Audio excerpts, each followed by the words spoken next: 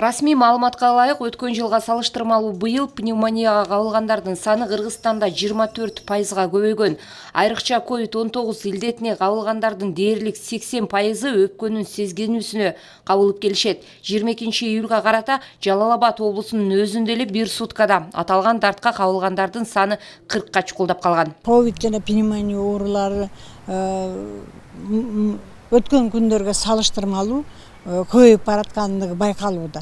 22-июлдун эсебинен ала турган болсок, 52 случай ковид берип атабыз, 42 учур пневмония менен катталып атат. Негизинен пневмония бул Сузак районунан 18 учур катталып атат, Базар Көргөн районунан 10 учур, Токтогул районунан 6 учур катталып атат.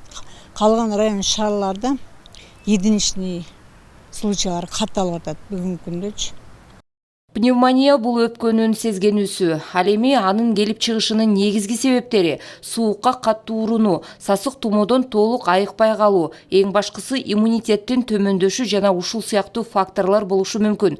Адистердин айтымында болсо, оорунун алгачкы белгилери алсыроо менен дене табынын көтөрүлүшүнөн байкоого болот. Мындай учурда өз башымча дарылануудан бейтаптар алыс болуусу кажет. Үйдө уже башталышы температура болуп, өзүн жаман сезип, жытты билбей, же көкүрөгү ооруп, анан бел жактары ооруп эметсе, ошол эле учурда же үй бүлөлүк дарыгерлер тобуна звонок кылыш керек, чалыш керек, же азыр мобильная бригада деп түзүлүп калды. 118 номерге чалып туруп, мобильная бригаданы чакырса болот.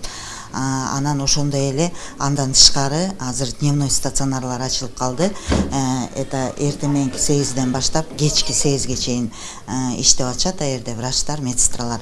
Ал жака дагы кайрылса боло берет да. Бүгүнкү күндө аталган илдет менен күрөшүү медиктерге да оңойго турбай келет. Себеби адамдар көпчүлүк учурда оорусу өтүшүп кеткенде, мындайча айтканда, айла амал таппай калганда гана дарыгерлерге кайрылууга мажбур болуп келишүүдө. Учурда COVID-19 илдетинин жаңы түрлөрү катталып, ал дагы ушул пневмония оорусу менен коштолуп келет. Мына ошонун кесепетинен да өпкөнүн сезгенүүсүнөн каза тапкандардын саны кескин көбөйүп кеткен. Ковидтин түрлөрү көп болуп атат, 5 түрү болгон былтыр.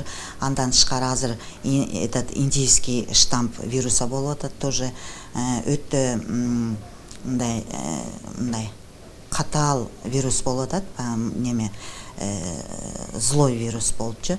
Ошол себептен үйдө эч качан калбаш керек. Эгер болуп ооруп калса деле, баягы биринчи профилактический мероприятие деп коет. Тамагы ооруп калышы мүмкүн, баягы першение в горле деп коет, кычышып, атышып, ушинтип анан мурду бүтүп, ошол учурда тамагын содовый раствор менен чайкап турса, пока эми ошо немеге кайрылганга чейин, медиктерге кайрылганга чейин. Анан эгер температура чыкса, парацетамол ичип туруп, только ушул эки эле метод да үйдөгү. Адистердин айтымында аталган илдетке кабылган бейтаптар биринчи кезекте медиктердин кароосунан өтүүгө тийиш. Аны менен катар туура тамактанууга да өзгөчө көңүл бөлүшү абзел. Айрыкча суусундук менен витаминдерге бай азыктарды пайдалануу менен адам өз организмине оору менен күрөшүүгө жардам берүүсү кажет. Улкан Кожоева, Чыңгыз Абдыкадыров, жаңылыктар үчүн.